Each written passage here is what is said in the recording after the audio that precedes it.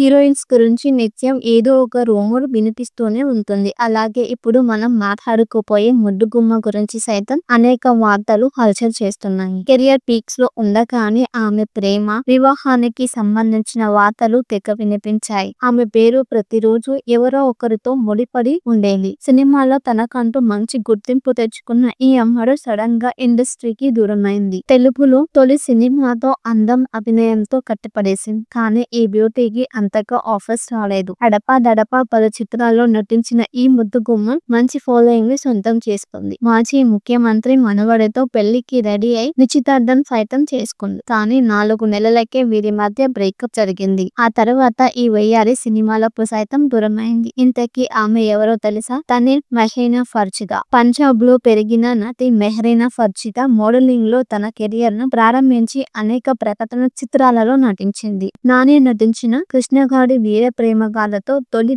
తెలుగు చిత్ర పరిశ్రమలోకి అడుగుపెట్టింది. మొదటి సినిమాతోనే నటిగా మంచి మార్కులు కొట్టేసింది. మెహ్రీన్ని చూసిన తర్వాత ఇండస్ట్రీలో మరో కాజల్ అగర్వాల్ వచ్చిందనే టాక్ వినిపించింది. తెలుగులో శర్వానంద్, వరుణ్ తేజ్, రవితేజ, వెంకటేష్, సాయి ధరమ్ తేజ్, విజయ్ దేవరకొండ, సందీప్ కిషన్, నాగశౌర్య వంటి హీరోస్ తో అందరి సరసన నటించింది. కెరియర్ మంచి ఫామ్ లో ఉండగానే హర్యానా రాజకీయ నాయకుడు, ఎమ్మెల్యే కుల్దీప్ బిష్ణోయ్ కుమారుడు, మాజీ ముఖ్యమంత్రి దివంగత బచ్చన్ లాల్ మనవడు భవ్య బిష్ణోయ్తో ప్రేమలో పడింది. వీరిద్దరూ ఇరు కుటుంబ సభ్యుల సమక్షంలో నిశ్చితార్థం చేసుకున్నారు. కానీ నిశ్చితార్థం జరిగిన 4 నెలల తర్వాత వీరిద్దరూ విడిపోయారు. మెహ్రీన్ చివరిసారిగా F3 సినిమాలో కనిపించింది. ఆ తర్వాత మరో సినిమా చేయలేదు.